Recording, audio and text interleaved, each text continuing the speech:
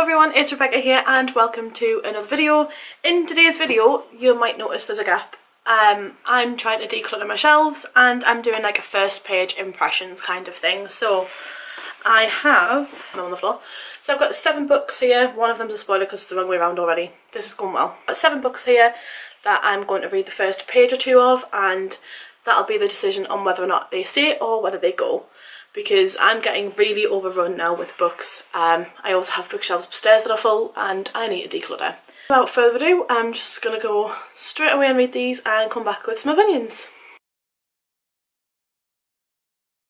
So the first one on my shelves is The Bones of You by Debbie Howell. Debbie Howell, it's got an S in the end.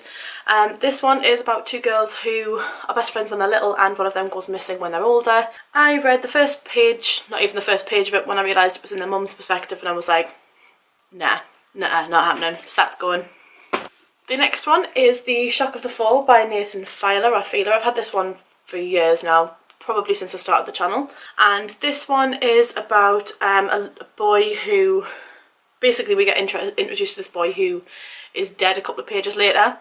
So I started reading this and I just wasn't feeling it at all. It's not a case of I might pick it up later, it's a case of this is boring, not gonna happen. So that's going as well.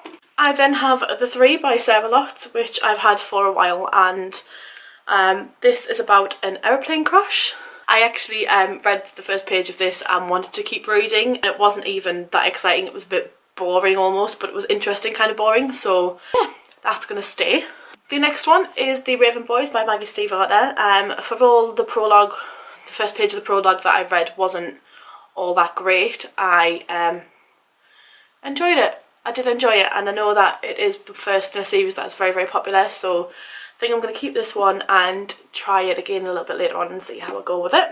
The next one I have, I bought another copy of it. I got rid of my first copy and bought this one, and it's Cloud Atlas by David Mitchell, and I have problems with this.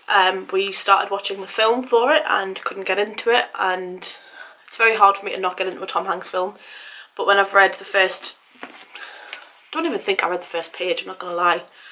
I read the first paragraph, not even that. No, just not my cup of tea. I think I finally decided that David Mitchell just is an author that I'm just not going to get on with in terms of reading.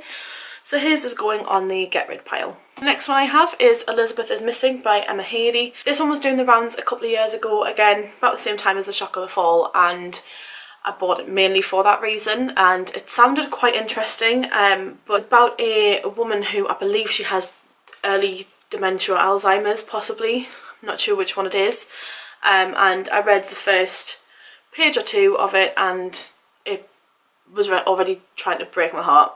It's not going to be one I can read without getting upset over, so I am going to get rid of this. I'm going to take it to Barter Books and let them have it, or give it to a charity shop, but it's not a one I want to keep on my shelves because that's not what I want to read books for. I want to read books to make me happy. And finally, for this little section, I have The Lost Symbol by Dan Brown. Dan Brown's one of those authors that you either love or you hate, and you either like all of his books or you like none of his books.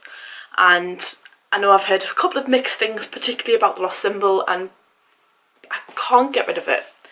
I read the first, I don't even think I've read the first full page, to be honest. It starts with The Secret's How to Die. I can't get rid of it when I need to know why you need to know the secret. So I'm going to keep a hold of this one, and I did really enjoy Digital Fortress, so hopefully, if it's sort of a Langdon kind of theme, I'll get to this one and read it quite quickly.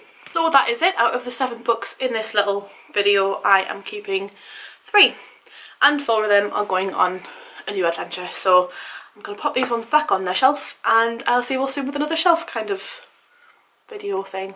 I don't really know what to call them. Yeah, bye.